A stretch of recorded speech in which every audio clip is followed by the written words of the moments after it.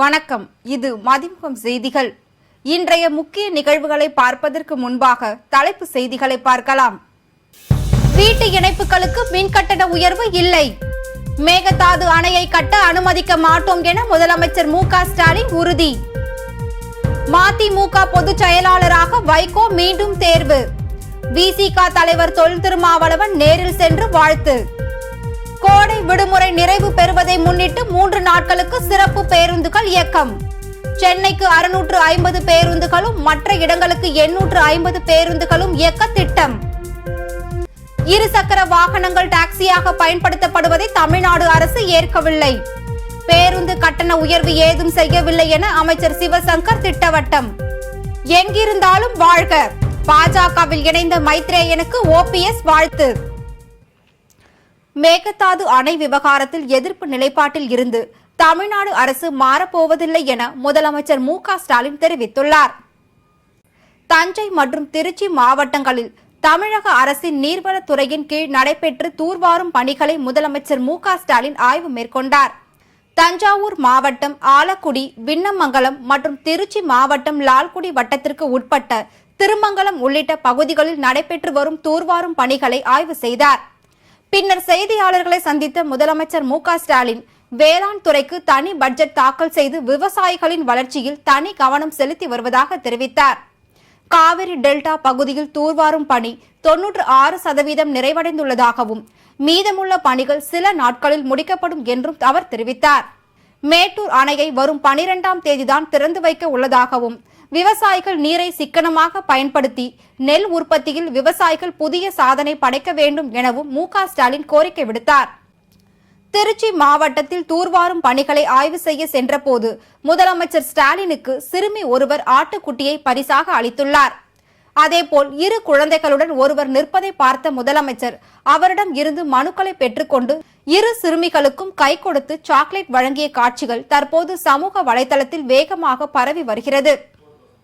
மதிமுகவின் உட்கட்சி தேர்தல் நடத்தப்பட்டு அக்கட்சியின் பொதுச் செயலாளராக வைகோ ஒருமனதாக தேர்ந்தெடுக்கப்பட்ட நிலையில் அவருக்கு விசிக தலைவர் திருமாவளவன் நேரில் சென்று வாழ்த்து தெரிவித்தார். மதிமுக பொதுச் செயலாளராக தேர்ந்தெடுக்கப்பட்ட வைகோவிற்கு விடுதலை சிறுத்தைகள் கட்சியின் தலைவர் தொல் திருமாவளவன் நேரில் சென்று வாழ்த்து தெரிவித்தார். இதனைத் தொடர்ந்து சென்னை அண்ணா நகரில் உள்ள வைகோ இல்லத்தில் இருவரும் செய்தியாளர்களுக்கு பேட்டி அளித்தனர். அப்போது பேசிய மதிமுக பொதுச் செயலாளர் வைகோ, மதிமுக பொதுக்குழு கூட்டம் வரும் 14ஆம் தேதி நடைபெறுவதாகவும் கட்சியில் மாவட்டம், மாநில அளவில் உட்கட்சி தேர்தல் ஒற்றுமையாக முடிந்து இருப்பதாக தெரிவித்தார். மேலும் விசிக தலைவர் தொல் திருமாவளவன் மற்றும் நிர்வாகிகள் தனக்கு நேரில் வாழ்த்து தெரிவித்ததாக கூறினார். எல்லோரும் ஒற்றுமையாக இருந்து செயல்படுகிறார்கள். 1401 பிரதிநிதிகள் இந்த தேர்தலில் தேர்ந்தெடுக்கப்பட்டிருக்கிறார்கள். எனவே என்னை வாழ்த்துவதற்கும் புதிய நிர்வாகிகளை வாழ்த்துவதற்குமாக எழுச்சி தமிழர் ஆருயிர் சகோதரர் தொல் திருமா அவர்கள் இன்று இங்கு வீட்டிலே வந்து அவரோடும் அவருடைய சகாக்களோடும் வந்து வாழ்த்து சொல்ல வந்தது எனக்கு மிகுந்த ஊக்கத்தை தருகிறது. தொடர்ந்து பேசிய வைகோ, இலங்கையில் நாடாளுமன்ற உறுப்பினர் கஜேந்திரகுமார் பொன்னம்பலம் கைது செய்யப்பட்ட விவகாரத்தில் மத்திய, மாநில அரசுகள் தலையிட வேண்டும் எனவும் இந்த விவகாரத்தில் இனவெறியுடன் இலங்கை அரசு செயல்படுவதாக குற்றம் சாட்டினார். ஏற்கனவே ஒரு முறை கைது செய்தார்கள். அவர் உயிருக்கும் ஆபத்து இருக்கிறது. கஜேந்திரகுமார் பொன்னம்பலம் கைது செய்யப்பட்டதற்கு பின்புலத்திலே அரசு இருக்கிறது. அதை நான் கண்டித்து காலையிலேயே அறிக்கை கொடுத்திருக்கிறேன். இந்திய அரசு உடனடியாக தலையிட்டு அவரை விடுதலை செய்வதற்கு ஏற்பாடு செய்ய வேண்டும். இந்திய அரசு, மத்திய அரசு சிங்கள வெறியர்களுக்கு, சிங்கள வெறி கூட்டத்திற்கு ஆதரவாக இருந்து வருகிறது. அவர்களை ஊக்குவிக்கிறது. இது மிகவும் கேடாகும். ஈழத் தமிழர்களுக்கு செய்கின்ற மன்னிக்க முடியாத பச்சை துரோகமாகும். தொடர்ந்து செய்தியாளர்களிடம் பேசிய திருமாவளவன் மீண்டும் பொதுச் செயலாளராக வைகோ தேர்வு செய்யப்பட்டு இருப்பதாகவும் தமிழக அரசியலில் வைகோ எப்போது முதன்மையாக இருந்து வருவதாகவும் எனவே நேரில் வாழ்த்து தெரிவித்ததாக கூறினார். பெரியார் அண்ணா கொள்கைகளை இன்றளவும் மதிமுக பின்பற்றி வருவதாக தெரிவித்த திருமாவளவன், திராவிட இயக்க அரசியல் சமூக நீதி பாதுகாக்கும் இயக்கத்தில் மதிமுகவுடன் விசிக துணை நிற்கும் என உறுதிபட தெரிவித்தார். மறுமலர்ச்சி திராவிட முன்னேற்றக் கழகம் பெரியார் அண்ணா ஆகியோரின் கொள்கைகளை பாதுகாக்கிற ஒரு பாதுகாப்பு அரண் என்பதை நாம் அறிவோம். திராவிட இயக்கத்தின் போர்வால் என்று இன்றைக்கும் தமிழ் சமூகத்தினரால் போற்றப்படும் அண்ணன் வைகோ அவர்கள் தமிழக அரசியலில் என்றென்றும் தவிர்க்க முடியாத ஒரு சக்தி. அவருடைய தலைமையில் மதிமுக மீண்டும் அதே வீரியத்தோடு களம் காண்கிறது என்கிற வகையில் விடுதலை சிறுத்தைகள் கட்சி நெஞ்சார பாராட்டுகிறது. தொடர்ந்து பேசிய திருமாவளவன், இந்து சமய அறநிலையத்துறை கட்டுப்பாட்டில் இருக்கும் அனைத்து கோவில்களிலும் உடனடியாக அறங்காவலர் குழு அமைக்கப்பட வேண்டும் எனவும் வலியுறுத்தினார். அதிமுக பொதுக்குழு தீர்மானங்களை எதிர்த்து ஓ பன்னீர்செல்வம் தரப்பு தொடர்ந்த வழக்கின் விசாரணையை ஜூன் 12ஆம் தேதிக்கு ஒத்திவைத்து சென்னை உயர்நீதிமன்றம் உத்தரவிட்டுள்ளது. இதுகுறித்து நமது செய்தியாளர் கௌசல்யா தரும் கூடுதல் தகவல்களை கேட்போம். ஓபிஎஸ் தரப்பினர் தொடர்ந்து மேல்முறையீட்டு வழக்கு பதிவு செய்ததில் நீதிபதிகள் மகாதேவன் மற்றும் முகமது சபிக் அடங்கிய அமர்வில் 5வது நாளாக விசாரணை நடைபெற்று வருகிறது. இதில் அதிமுக தரப்பில் மூத்த வழக்கறிஞரான விஜயநாராயணன் ஆஜராகி வாதிட்டார். 2022 ஜூலை 11ஆம் தேதி நடைபெற்ற அதிமுக பொதுக்குழு கூட்டத்தில் கட்சி விதிகள் திருத்தங்கள் மேற்கொள்ளப்பட்டுள்ளதாக, திருத்தப்பட்ட கட்சி விதிகள் தேர்தல் ஆணையம் தங்கள் இணையதளத்தில் வெளியிட்டுள்ளதாகவும் அதிமுக தரப்பில் தெரிவிக்கப்பட்டுள்ளது. இதனைத் தொடர்ந்து கட்சியில் 4 ஆண்டுகள் மட்டுமே ஒருங்கிணைப்பாளர் மற்றும் இணை ஒருங்கிணைப்பாளர் பதவிகள் இருந்தது என வாதிட்ட அதிமுக வழக்கறிஞர் மீண்டும் பொதுச் செயலாளர் பதவி கொண்டு வந்தது கட்சியின் அடிப்படை கட்டுமானத்தை சிதைப்பதாகும் என ஓபிஎஸ் கூறுவது தவறு என்று கூறுகிறார். திமுக தலைவர்களை சந்தித்ததாக கூறப்பட்டதால் ஓ பன்னீர்செல்வத்தை நீக்கி சிறப்பு தீர்மானம் நிறைவேற்றப்பட்டுள்ளது என தெரிய வருகிறது. இணை ஒருங்கிணைப்பாளர் பதவிகளை கலைத்த பிறகுதான் பன்னீர்செல்வத்தை நீக்கி தீர்மானம் நிறைவேற்றப்பட்டது என்றும் வாதிடப்பட்டுள்ளது. அதிமுக தரப்பு வாதங்கள் முடிவடையாததால் வரும் 12ஆம் தேதிக்கு வழக்கை ஒத்திவைப்பதாக நீதிபதிகள் உத்தரவிட்டுள்ளனர். தகவல்களுக்கு நன்றி கௌசல்யா. இருசக்கர வாகனங்கள் டாக்ஸியாக பயன்படுத்தப்படுவதை தமிழ்நாடு அரசு ஏற்கவில்லை என போக்குவரத்து துறை அமைச்சர் சிவசங்கர் தெரிவித்துள்ளார்.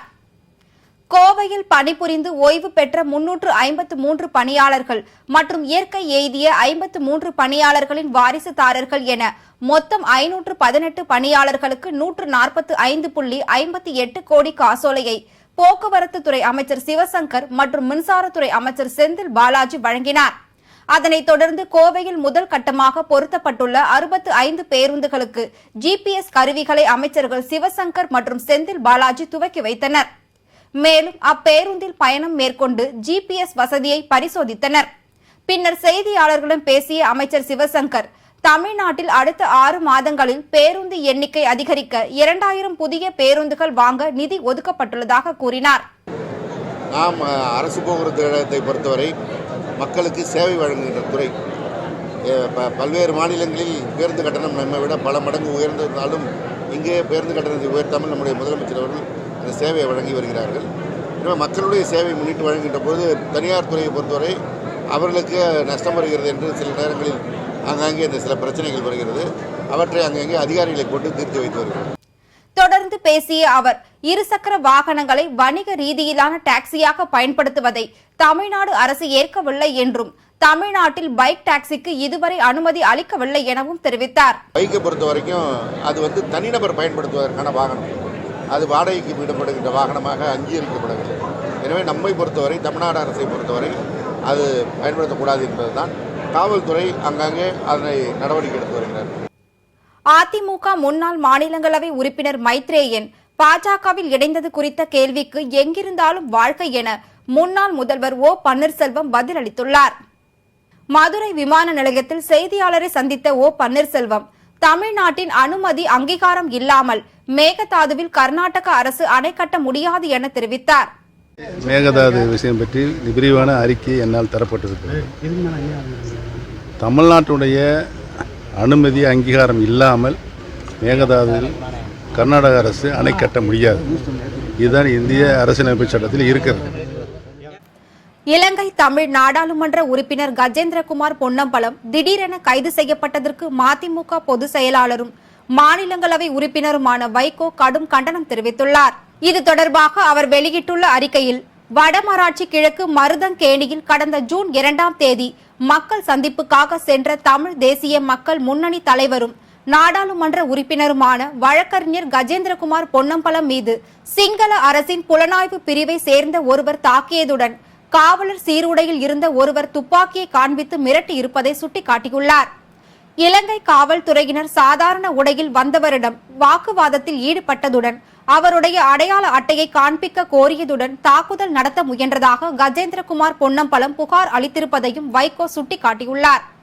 இது தொடர்பாக ஊடகங்கள் இலங்கை அதிபர் மற்றும் பிரதமர் இருவரிடமும் கேள்வி எழுப்பிய போது தங்களுக்கு எதுவும் தெரியாது என பதிலளித்த நிலையில், கடந்த ஜூன் 7ஆம் தேதி கொழும்பு கொள்ளுப்பிட்டியில் அவரது வீட்டில் அத்துமீறி நுழைந்த காவல்துறையினர் பொன்னம்பலத்தை கைது செய்து அழைத்து சென்றதற்கு வைகோ கண்டனம் தெரிவித்துள்ளார். இலங்கை நாடாளுமன்றத்தில் இதுகுறித்து விளக்கம் அளித்துள்ள பாதுகாப்புத்துறை அமைச்சர் டிரான் அலஸ், காவல்துறை அதிகாரிகள் தங்கள் கடமையை செய்ய பொன்னம்பலம் தடையாக இருந்ததாக கூறியதை வைகோ சுட்டிக்காட்டியுள்ளார். மேலும் இலங்கையின் வடகிழக்கு பகுதியில் தமிழர்கள் மீதான சிங்கள அரசின் ஒடுக்குமுறையை தொடர்ந்து கொண்டிருப்பதாக வைகோ வேதனை தெரிவித்துள்ளார். தமிழ் மக்களின் பிரதிநிதியாக இருக்கும் நாடாளுமன்ற உறுப்பினரே ஆயுத முனையில் மிரட்டி கைது செய்துள்ள இலங்கை அரசின் செயல் கண்டனத்துக்குரியது எனவும் வைகோ தெரிவித்துள்ளார். தனது பாட்டனார் மற்றும் தந்தை வழியில் தமிழீழ மக்களின் அரசியல் உரிமைக்காகவும் இறையாண்மையை மீட்கவும் ஜனநாயக முறையில் இயங்கி வரும் தமிழ் தேசிய மக்கள் முன்னணி தலைவர் நாடாளுமன்ற உறுப்பினர் வழக்கறிஞர் கஜேந்திரகுமார் பொன்னம்பலம் சிங்கள அரசால் குறிவைக்கப்பட்டிருப்பதற்கு ஈழத் தமிழர்கள் கவலை அடைந்துள்ளதாகவும் வைகோ வேதனை தெரிவித்துள்ளார். இலங்கையில் ஒரு நாடாளுமன்ற உறுப்பினருக்கு இந்த நிலை என்றால் சாதாரண தமிழ் மக்களின் உயிருக்கும் உடைமைக்கும் எந்தவித உத்தரவாதமும் இல்லை என்பதை காட்டுவதாக வைகோ வேதனை தெரிவித்துள்ளார். எனவே தமிழ் நாடாளுமன்ற உறுப்பினர் கஜேந்திரகுமார் பொன்னம்பலம் கைது செய்யப்பட்டு இருப்பதற்கு இந்திய அரசு கண்டனம் தெரிவிப்பதுடன் உடனடியாக இலங்கை அரசு அவரை விடுதலை செய்ய அறிவுறுத்த வேண்டும் எனவும் வைகோ தமது அறிக்கையில் வலியுறுத்தியுள்ளார். தேர்தல் வழக்கை நிராகரிக்க வேண்டும் என்று அதிமுக முன்னாள் அமைச்சர் விஜயபாஸ்கர் தொடர்ந்த வழக்கை சென்னை உயர்நீதிமன்றம் தள்ளுபடி செய்து உத்தரவிட்டுள்ளது. தேர்தல் ஆணையம் நிர்ணயித்த தொகையை விட அதிகமாக செலவு செய்துள்ளதாகவும் மின்னணு வாக்குப்பதிவு இயந்திரங்களின் கட்டுப்பாட்டு கருவிகளில் முறைகேடு செய்து வெற்றி பெற்றதாக அதிமுக முன்னாள் அமைச்சர் சி விஜயபாஸ்கர் மீது குற்றம் சாட்டப்பட்டது. இந்த வழக்கை ஆரம்ப கட்டத்திலேயே தள்ளுபடி செய்ய வேண்டும் என்று விஜயபாஸ்கர் மனு தாக்கல் செய்திருந்தார். அந்த வழக்கை விசாரித்த நீதிபதி விஜயபாஸ்கரின் மனுவை தள்ளுபடி செய்து உத்தரவிட்டார். மேலும் தேர்தல் வழக்கை விசாரணைக்கு எடுத்துக்கொள்ள முகாந்திரம் இருப்பதாகவும் நீதிபதி கருத்து தெரிவித்தார். வார இறுதி நாட்கள் மற்றும் பள்ளிகள் திறப்பை முன்னிட்டு ஜூன் 12ஆம் தேதி வரை சிறப்பு பேருந்துகள் இயக்க உள்ளதாக அரசு விரைவு போக்குவரத்து கழக மேலாண் இயக்குநர் தெரிவித்துள்ளார். கோடைக்கால விடுமுறை முடிந்து வரும் 12ஆம் தேதி பள்ளிகள் திறக்கப்படுகிறது. மேலும் வார இறுதி நாட்களான வெள்ளி, சனி மற்றும் ஞாயிறு ஆகிய 3 தினங்களில் கூடுதலான பயணிகள் பயணம் மேற்கொள்வார்கள் என்பதால் தினசரி இயக்கப்படும் பேருந்துகளுடன் கூடுதலாக சிறப்பு பேருந்துகளை இயக்க திட்டமிடப்பட்டுள்ளது. தமிழ்நாட்டின் முக்கிய இடங்களில் இருந்து வார இறுதி நாட்களில் சென்னைக்கு 650 பேருந்துகளும், கோவை, மதுரை, திருநெல்வேலி, திருச்சி, சேலம் போன்ற இடங்களில் இருந்து முக்கிய இடங்களுக்கு கூடுதலாக 850 சிறப்பு பேருந்துகள் என மொத்தம் 1500 பேருந்துகளை இயக்கிட திட்டமிட்டுள்ளது. +2 துணைத் தேர்வு எழுதும் தேர்வர்கள் ஜூன் 14ஆம் தேதி முதல் ஹால் டிக்கெட்டை பதிவிறக்கம் செய்து கொள்ளலாம் என அரசு தேர்வுகள் இயக்ககம் அறிவித்துள்ளது. +2 பொதுத் தேர்வில் தோல்வியடைந்த தேர்வர்களுக்கு ஜூன் 19 முதல் 26ஆம் தேதி வரை துணைத் தேர்வு நடத்தப்படும் என அறிவிக்கப்பட்டுள்ளது. அதன்படி www.dge.tn.gov.in என்ற இணையதளம் மூலம் தனி தேர்வர்கள் ஹால் டிக்கெட்டை பதிவிறக்கம் செய்து கொள்ளலாம் என்றும், தனி தேர்வர்கள் தங்களது பதிவெண் மற்றும் பிறந்த தேதி ஆகியவற்றை உள்ளீடு செய்து ஹால் டிக்கெட்டை பதிவிறக்கம் செய்து கொள்ளலாம் என்றும் அரசு தேர்வுகள் இயக்ககம் அறிவித்துள்ளது. ஜூன் 19ஆம் தேதி மொழிப்பாட தேர்வும், ஜூன் 20ஆம் தேதி ஆங்கில மொழிப்பாடத்துக்கான தேர்வு நடைபெறும் என்றும், தொடர்ந்து ஜூன் 26 வரை தேர்வுகள் நடத்தப்பட உள்ளதாகவும் தெரிவிக்கப்பட்டுள்ளது. தமிழ்நாட்டில் 3 புதிய தனியார் மருத்துவக் கல்லூரிகள் தொடங்க ஒன்றிய அரசு அனுமதி அளித்துள்ளது. இந்தியா முழுவதும் 50 புதிய மருத்துவக் கல்லூரிகள் தொடங்க ஒன்றிய அரசு ஒப்புதல் வழங்கியுள்ளது.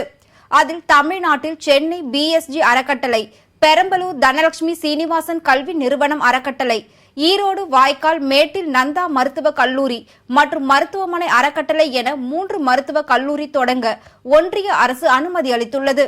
இதன் மூலம் மருத்துவ படிப்பிற்கு கூடுதலாக 8195 இடங்கள் ஒதுக்கப்பட்டுள்ளன. அதேபோல் இந்த ஆண்டு இறுதியில் தேர்தல் நடைபெறவுள்ள தெலுங்கானாவுக்கு மட்டும் 12 கல்லூரிகளுக்கு அனுமதி அளிக்கப்பட்டுள்ளன. அதிமுக மாவட்ட செயலாளர்கள் கூட்டம் ஜூன் 13ஆம் தேதி நடைபெறும் என அக்கட்சியின் பொதுச் செயலாளர் எடப்பாடி பழனிசாமி அறிவித்துள்ளார். இதுகுறித்து அதிமுக தலைமை கழகம் வெளியிட்டுள்ள அறிக்கையில், அதிமுக பொதுச் செயலாளரும் எதிர்க்கட்சி தலைவருமான எடப்பாடி பழனிசாமி தலைமையில் சென்னை ராயப்பேட்டையில் உள்ள அதிமுக தலைமை அலுவலகத்தில் வரும் 13ஆம் தேதி அதிமுக மாவட்ட செயலாளர்கள் கூட்டம் நடைபெறும் என தெரிவிக்கப்பட்டுள்ளது. அண்மையில் டிடிவி தினகரனும் ஓ பன்னீர்செல்வமும் இணைந்து செயல்படுவதாக அறிவித்துள்ள நிலையில் தென் மண்டலத்தில் கட்சியின் கட்டமைப்பை வலுப்படுத்துவது தொடர்பாக இந்த கூட்டம் இருக்கும் என கூறப்படுகிறது. கெங்கவல்லி அருகே சொத்து பிரச்சனையில் பெற்ற மகனை தந்தையை சுத்தியால் அடித்து கொலை செய்த சம்பவம் அதிர்ச்சியை ஏற்படுத்தியுள்ளது. கெங்கவல்லி அடுத்த பள்ளக்காடு நடுவீதி பகுதியை சேர்ந்த வையாபுரி என்பவருக்கு பூமாலை, துரைராஜ் என்ற 2 மகன்களும் சகுந்தலா என்ற 1 மகளும் உள்ளனர்.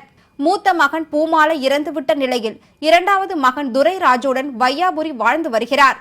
இதனிடையே இவர்களுக்கு சொந்தமான 3 சென்ட் நிலம் தொடர்பாக குடும்பத்தில் அடிக்கடி தகராறு ஏற்பட்டு வந்துள்ளதாக கூறப்படுகிறது. இந்நிலையில் குடிபோதையில் இருந்த துரைராஜை தந்தை வையாபுரி பெரிய சுத்தியலை கொண்டு தலையில் பலமாக தாக்கியதில் துரைராஜ் ரத்த வெள்ளத்தில் துடிதுடித்து சம்பவ இடத்திலேயே பரிதாபமாக உயிரிழந்தார். பின்னர் கொலை செய்ய பயன்படுத்திய சுத்தியலுடன் தந்தை வையாபுரி கெங்கவல்லி காவல் நிலையத்தில் சரணடைந்தார்.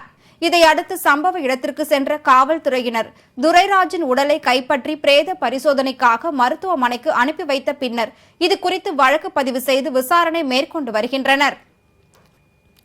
திமுக தலைவர் மு.க. ஸ்டாலின் தலைமையில் 10ஆம் தேதி கழக செயல் வீரர்கள் கூட்டம் நடைபெறும் என்று அறிவிக்கப்பட்டுள்ளது. இதுகுறித்து திமுக தலைமை வெளியிட்டுள்ள செய்திக்குறிப்பில், மு.க. ஸ்டாலின் தலைமையில் பொதுச் செயலாளர் துரைமுருகன் முன்னிலையில் சேலம் கிழக்கு, மேற்கு, மத்திய ஆகிய மாவட்டங்களுக்கு உட்பட்ட கழக செயலாளர்கள் பங்கு பெறும் கழக செயல் வீரர்கள் கூட்டம் சனிக்கிழமை மாலை அளவில் சேலம் ரத்தினவேல் ஜெயக்குமார் திருமண மண்டபத்தில் நடைபெறும் என அறிவிக்கப்பட்டுள்ளது. தமிழகத்தில் அனுமதியின்றி பேனர், விளம்பர பலகை வைத்தால் 3 ஆண்டுகள் வரை சிறை தண்டனை விதிக்கப்படும் என்று தமிழ்நாடு அரசு அறிவித்துள்ளது. தமிழ்நாட்டில் உரிய அனுமதியின்றி பேனர்கள், பதாகைகள் ஆகியவற்றை அமைக்கும் நிறுவனங்கள், தனிநபர், நிலம் மற்றும் கட்டிட உரிமையாளர்கள் மீது 1 வருட சிறை தண்டனையோ அல்லது 5000 அபராதம் அல்லது இரண்டும் சேர்த்து தண்டனையாக விதிக்க வழிவகை செய்யப்படும் என்று நகராட்சி நிர்வாகத்துறை எச்சரிக்கை விடுத்துள்ளது. விதிகளை மீறி ராட்சத விளம்பர பலகைகள் வைக்கும் நிறுவனம், தனிநபர், நிலம், கட்டிட உரிமையாளருக்கு 3 வருட சிறை தண்டனை அல்லது 25,000 அபராதம் அல்லது இரண்டும் சேர்த்து விதிக்கப்படும் என தெரிவித்துள்ளது. அனுமதி காலம் முடிந்தும் அகற்றாமல் இருந்தாலும் சட்ட நடவடிக்கைகள் பாயும் என்றும், விளம்பர பலகைகள், பேனர்கள், பதாகைகள் வைக்க உள்ளாட்சி அமைப்புகளிடம் அனுமதி பெற வேண்டும் என்றும் தெரிவிக்கப்பட்டுள்ளது. தமிழ்நாட்டில் பல்வேறு மாவட்டங்களில் நடந்த நிகழ்வுகளை நம் தமிழ்நாடு பகுதிகளில் பார்க்கலாம்.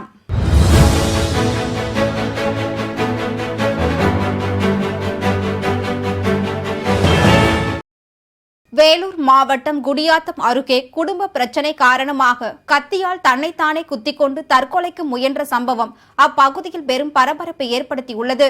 குடியாத்தம் அடுத்த கல்லூர் பகுதியை சேர்ந்த விஜயகுமாருக்கும் மனைவி காமாட்சிக்கும் அடிக்கடி குடும்ப தகராறு ஏற்படுவதாக கூறப்படுகிறது. இதனால் மனைவி காமாட்சி அவரது தாய் வீட்டிற்கு சென்றுவிட்ட நிலையில் இது குறித்து அதே பகுதியை சேர்ந்த சிலர் விஜயகுமாரை கேலி பேசி கிண்டல் செய்த நிலையில் மன உளைச்சலுக்கு ஆளான விஜயகுமார் கத்தியால் தன்னைத்தானே குத்திக்கொண்டு தற்கொலைக்கு முயன்றுள்ளார். மல்யுத்த வீராங்கனைகளுக்கு ஆதரவாக திருப்பத்தூர் வட்டாட்சியர் அலுவலகம் முன்பு மாவட்ட AIDUC சார்பில் மாநில துணைத் தலைவர் தேவதாஸ் தலைமையில் கண்டன ஆர்ப்பாட்டம் நடைபெற்றது. இந்த ஆர்ப்பாட்டத்தில் பாரதிய ஜனதா கட்சியின் MP பிரிஜ்பூஷன் மல்யுத்த வீராங்கனை பாலியல் துன்புறுத்தல் செய்தது குறித்து காவல் நிலையத்தில் வழக்கு பதிவு செய்த பிறகும் கைது செய்யாமல் காலம் கடத்துவதை கண்டித்தும், நியாயமான முறையில் போராடி வரும் மல்யுத்த வீராங்கனைகளை நள்ளிரவில் கொடூர தாக்குதல் நடத்திய டெல்லி காவல்துறையை கண்டித்தும் கோஷங்கள் எழுப்பினர். ராணிப்பேட்டை மாவட்டம் புதுப்பேட்டை நோய்களை தீர்க்கும் ஸ்ரீ தன்வந்திரி ஆரோக்கிய பீடத்தில் வீரபத்திரர் மற்றும் ராஜகாளியம்மன் உள்ளிட்ட 2 பெரும் தெய்வங்களுக்கு அஷ்டபந்தன மகா கும்பாபிஷேக விழா நடைபெற்றது. இதில் திரளான பொதுமக்கள் கலந்து கொண்டு சுவாமி தரிசனம் செய்தனர். புதுக்கோட்டை மாவட்டத்தில் சூறை காற்றால் சேதமடைந்துள்ள வாழை மரங்களை அமைச்சர் மெய்யநாதன் பார்வையிட்டு விவசாயிகளுக்கு ஆறுதல் கூறினார். புதுக்கோட்டை மாவட்டத்தில் வீசிய சூறை காற்றால் கரம்பக்குடி திருவரங்குளம் ஒன்றியத்திற்கு உட்பட்ட 20க்கும் மேற்பட்ட கிராமங்களில் பயிரிடப்பட்டிருந்த வாழை, சோளம், நெல் உள்ளிட்ட பயிர்கள் காற்றில் சாய்ந்து கடுமையான பாதிப்புக்கு உள்ளானது. இந்த பகுதிகளை தமிழக சுற்றுச்சூழல் துறை அமைச்சர் மெய்யநாதன் ஆய்வு மேற்கொண்டு விவசாயிகளுக்கு ஆறுதல் கூறினார். மயிலாடுதுறை அடுத்த மணல்மேடு பேரூராட்சியில் சட்டமன்ற உறுப்பினர் ராஜ்குமார் தலைமையில் மக்கள் குறை தீர்க்கும் கூட்டம் நடைபெற்றது. இதில் இல்லுப்பட்டு, பாப்பாக்குடி, வல்லம் ஆகிய கிராம பொதுமக்கள் தங்கள் பகுதியில் சாலை வசதி வேண்டியும், சுடுகாட்டுக்கு பாதை வேண்டியும், தொகுப்பு வீடுகளை பழுது பார்க்க வேண்டும் எனவும் பொதுமக்கள் கோரிக்கை விடுத்தனர். திருவள்ளூர் மாவட்டம் மீஞ்சூர் அருகே நடந்த சாலை விபத்தில் கணவன் கண்முன்னே கர்ப்பிணி மனைவி உடல் நசுங்கி உயிரிழந்த சம்பவம் பெரும் சோகத்தை ஏற்படுத்தியுள்ளது. பொன்னேரி அடுத்த கல்பாக்கம் பகுதியை சேர்ந்தவர் ஐஸ்வர்யா. 3 மாத கர்ப்பிணியான இவர் தனது கணவர் அஜித்துடன் இருசக்கர வாகனத்தில் மீஞ்சூர் நோக்கி சென்று கொண்டிருந்த போது பின்னால் வந்த லாரி அஜித் ஓட்டி சென்ற வாகனம் மீது மோதியது. இதில் ஐஸ்வர்யா லாரியின் சக்கரத்தில் உடல் நசுங்கி கணவன் கண்முன்னே உயிரிழந்தார். விபத்தில் அஜித் காலில் பலத்த காயம் ஏற்பட்டுள்ளது. மயிலாடுதுறையில் மூவலூரையும் சோழன்பேட்டையும் இணைக்கும் காவிரி ஆற்றின் மீது கட்டப்படும் பாலம் தரமில்லாமல் கட்டப்படுவதாக இந்திய கம்யூனிஸ்ட் கட்சியினர் சாலை மறியலில் ஈடுபட்டுள்ளனர். மயிலாடுதுறையில் மூவலூரையும் சோழன்பேட்டையும் இணைக்கும் காவிரி பாலம் 81.54 கோடியில் கட்டுமான பணி கடந்த 3 ஆண்டுகளாக நடைபெற்று வருகிறது. பாலத்தின் தரைத்தளம் காவிரி ஆற்றிலேயே சவுடு மண் எடுக்கப்பட்டு கான்கிரீட் போடப்படுவதை கண்டித்து கம்யூனிஸ்ட் கட்சி சார்பில் சோழம்பேட்டை அண்ணா சிலை அருகில் சாலை மறியல் போராட்டத்தில் ஈடுபட்டனர். புதுக்கோட்டை ஐயம்குளம் கரையில் உள்ள ஸ்ரீ பிரசன்ன வெங்கடாச்சலபதி திருக்கோவிலில் வைகாசி பிரம்ம உச்சத்தை முன்னிட்டு திருக்கல்யாணம் வெகு சிறப்பாக நடைபெற்றது. திருக்கல்யாணத்தை காண்பதற்கு அப்பகுதி மட்டும் இல்லாமல் பல்வேறு இடங்களில் இருந்து 1000த்திற்கும் மேற்பட்ட பொதுமக்கள் கலந்து கொண்டு திருக்கல்யாண வைபவ நிகழ்ச்சியை கண்டு மகிழ்ந்தனர். மயிலாடுதுறை மாவட்டத்தில் கலைஞர் நூற்றாண்டு விழாவை ஒட்டி நெடுஞ்சாலைத்துறை சார்பில் 6000 மரக்கன்றுகள் நடும் விழா நடைபெற்றது. மறைந்த தமிழக முன்னாள் முதல்வர் கலைஞர் மு. கருணாநிதி நூற்றாண்டு விழாவை முன்னிட்டு தமிழ்நாடு முழுவதும் மரக்கன்றுகள் நடும் பணியை முதலமைச்சர் மு. ஸ்டாலின் தொடங்கி வைத்தார். அதனைத் தொடர்ந்து நெடுஞ்சாலைத்துறை சார்பில் மயிலாடுதுறை மாவட்டம் முழுவதும் 6000 மரக்கன்றுகள் நடும் பணியை பூம்புகார் சட்டமன்ற உறுப்பினர் நிவேதா முருகன் தொடங்கி வைத்தார். வேலூர் மாவட்டம் பொன்னையில் ஆக்கிரமிப்பு என கூறி வீட்டை இடிக்க முயன்ற அதிகாரிகளுக்கு எதிர்ப்பு தெரிவித்து ஈஸ்வரி என்பவர் தீக்குளிக்க முயன்றதால் பரபரப்பு ஏற்பட்டது. வேலூரில் மதிமுக மாநகர செயலாளராக தேர்வு செய்யப்பட்ட கோபி அண்ணா, பெரியார், எம்ஜிஆர் உள்ளிட்ட தலைவர்களின் சிலைகளுக்கு மாலை அணிவித்து மரியாதை செலுத்தினார். அவருடன் மதிமுக மாநில பொதுக்குழு உறுப்பினர் பழனி, மாவட்ட அவைத்தலைவர் துரைவேலு மற்றும் சசிகலா, சுமதி உள்ளிட்ட திரளான மதிமுகவினர் உடன் இருந்தனர். மறுமலர்ச்சி திராவிட முன்னேற்ற கழகத்தின் சார்பாக வேலூர் மாநகர மாவட்ட செயலாளராக தேர்ந்தெடுக்கப்பட்டுள்ள அனைத்து நிர்வாகிகளும் நாங்கள் பெரியார் சிலைக்கும், அண்ணா சிலைக்கும், புரட்சித் தலைவர் எம்ஜிஆர் சிலைக்கும் மாலை அணிவித்து மரியாதை செலுத்திவிட்டு சென்னை பொதுச் செயலாளர் சந்திக்க உள்ளோம். நாங்கள் தொடர்ந்து புரட்சி புயலின் வெற்றி பாதையிலும் அவருடைய லட்சிய பாதையும் நாங்கள் அவருடைய கரங்களை வலுப்படுத்த தொடர்ந்து நாங்கள் செயல்பட்டு கொண்டிருப்போம் என்று தெரிவித்துக் கொள்கிறேன். திருப்பத்தூரில் ஜேசிபி மோதியதில் ஆட்டோ கவிழ்ந்து விபத்துக்குள்ளானது. திருப்பத்தூர் அடுத்த சின்னக்கண்ணால் பட்டி பகுதியை சேர்ந்த முருகன் என்பவர் ஜோலார்பேட்டை கிருஷ்ணா சில்க்ஸ் எதிரில் ஆட்டோவில் பயணித்த பயணியை இறக்கிவிட ஆட்டோவை நிறுத்தியுள்ளார். அப்போது ஜேசிபி டிரைவரான வெற்றி நிறுத்தப்பட்டிருந்த ஆட்டோவை கவனிக்காமல் ஜேசிபியை இயந்திரத்தை பின்னோக்கி எடுத்துள்ளார். அப்போது ஜேசிபி இடித்ததில் ஆட்டோ கவிழ்ந்து விபத்துக்குள்ளானதில் ஓட்டுநர் உட்பட 8 பேர் காயமடைந்தனர். வேலூர், சத்துவாச்சாரி, காட்பாடி, வாலாஜா உள்ளிட்ட பல பகுதிகளில் திடீரென சூறைக்காற்றுடன் பெய்த கனமழையால் மக்கள் மிகுந்த மகிழ்ச்சி அடைந்துள்ளனர். பலத்த காற்றின் காரணமாக மரங்கள் ஆங்காங்கே முறிந்து விழுந்து பல இடங்களில் மின்வெட்டும் ஏற்பட்டுள்ளது. அரியலூர் மாவட்டத்தில் தார் சாலை மற்றும் சிமெண்ட் சாலை அமைக்கும் பணிகளை ஜெயங்கொண்டம் எம்எல்ஏ கண்ணன் தொடங்கி வைத்தார். ஜெயங்கொண்டம் சட்டமன்ற தொகுதி மேம்பாட்டு நிதி 2022-2023 திட்டத்தின் கீழ் இருக்கையூர் ஊராட்சி கூழாட்டுக்குப்பம் கிராமத்தில் அருந்ததியர் தெருவில் 5 லட்சம் ரூபாய் மதிப்பீட்டில் சிமெண்ட் சாலை அமைக்கும் பணி துவங்கப்பட்டது. இதேபோல அந்த தொகுதியில் பல்வேறு திட்ட பணிகளை எம்எல்ஏ கண்ணன் தொடங்கி வைத்தார். சென்னை அடையார் பகுதியின் அமைவிடம் மற்றும் அங்கு வாழ்ந்த தற்போது வாழும் மக்களின் கதைகளை அழகாக காட்சிப்படுத்தும் கலை மற்றும் ஓவிய கண்காட்சி நிகழ்வு நடைபெற்றது. சென்னை மாநகர காவல்துறையின் துணை ஆணையர் சமாய் சிங் IPS இந்நிகழ்வில் சிறப்பு விருந்தினராக கலந்து கொண்டார். இதில் சென்னை மாநகரில் அடையார் பகுதியை சிறப்பான வாழ்விட பகுதியாக மாற்றியிருக்கும் அனைத்து விஷயங்களை வங்கி குழுவினர் சேகரித்தனர். ஏறக்குறைய 100 நிகழ்வுகளின் கதைகளும் மற்றும் அதனோடு தொடர்புடைய நபர்களின் பழங்கால நிழற்படங்களும் ஓவியங்களும் சேகரிக்கப்பட்டன. நிகழ்வில் பெடரல் வங்கியின் ஹோல்சேல் வங்கி சேவை பிரிவின் தேசிய தலைவரும் குரூப் தலைவருமான ஹர்ஷ் துகார், முதுநிலை துணைத் தலைவரும் சென்னை மண்டல தலைவருமான இக்பால் மனோஜ் மற்றும் சென்னை பிராந்திய தலைவர் பெட்டி ஆண்டனி ஆகியோர் முன்னிலை வகித்தனர்.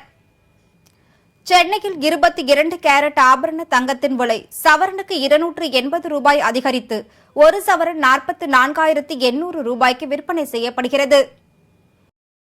சென்னையில் 22 கேரட் ஆபரண தங்கத்தின் விலை கிராமுக்கு 35 ரூபாய் உயர்ந்து 1 கிராம் 5,600 ரூபாய்க்கும், சவரனுக்கு 280 ரூபாய் உயர்ந்து ஒரு சவரன் 44,800 ரூபாய்க்கும் விற்பனையாகி வருகிறது.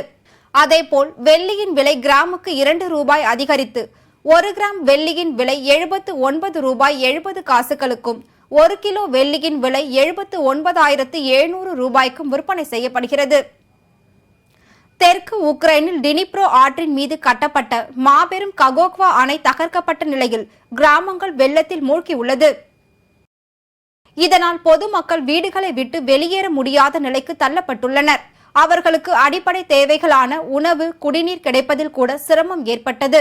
இந்நிலையில் குடிக்க தண்ணீர் இன்றி சிக்கி தவித்த சிறுவனுக்கு ட்ரோன் மூலம் தண்ணீர் வழங்கப்படும் வீடியோ காட்சிகள் வெளியாகியுள்ளன. அர்ஜென்டினாவில் டிரைவிங் லைசென்ஸ் வாங்குவதற்கான சோதனையின் போது பெண் ஒருவர் அதிவேகமாக சென்று மின்கம்பத்தில் காரை மோதும் பரபரப்பான வீடியோ காட்சிகள் வெளியாகியுள்ளது. கிழக்கு நகரமான லான்ஸில் 63 வயதான பெண் ஒருவர் டிரைவிங் லைசென்ஸ் பெற காரை ஓட்டி காண்பித்தார். அப்போது காரை நிறுத்த முயற்சிக்கையில் கார் எதிர்பாராத விதமாக மின்கம்பத்தில் அதிவேகமாக மோதியது. இது தொடர்பான வீடியோ காட்சிகள் வெளியாகியுள்ளது. மீண்டும் தலைப்புச் செய்திகள். வீட்டு இணைப்புகளுக்கு மின் கட்டண உயர்வு இல்லை. மேகதாது அணையை கட்ட அனுமதிக்க மாட்டோம் என முதலமைச்சர் மு.க. ஸ்டாலின் உறுதி. மதிமுக பொதுச் செயலாளராக வைகோ மீண்டும் தேர்வு. விசிக தலைவர் தொல் திருமாவளவன் நேரில் சென்று வாழ்த்து. கோடை விடுமுறை நிறைவு பெறுவதை முன்னிட்டு 3 நாட்களுக்கு சிறப்பு பேருந்துகள் இயக்கம். சென்னைக்கு 650 பேருந்துகளும் மற்ற இடங்களுக்கு 850 பேருந்துகளும் இயக்க திட்டம். இருசக்கர வாகனங்கள் டாக்ஸியாக பயன்படுத்தப்படுவதை தமிழ்நாடு அரசு ஏற்கவில்லை. பேருந்து கட்டண உயர்வு ஏதும் செய்யவில்லை என அமைச்சர் சிவசங்கர் திட்டவட்டம். எங்கிருந்தாலும் வாழ்க. பாஜகவில் இணைந்த மைத்ரேயனுக்கு OPS வாழ்த்து. இத்துடன் செய்திகள் நிறைவடைந்தன. மீண்டும் செய்திகள் இரவு 10:30 மணிக்கு. மேலும் செய்திகளை தெரிந்து கொள்ள மதிமுகம் பிரைம் யூடியூப் தளத்தில் இணைந்திருங்கள்.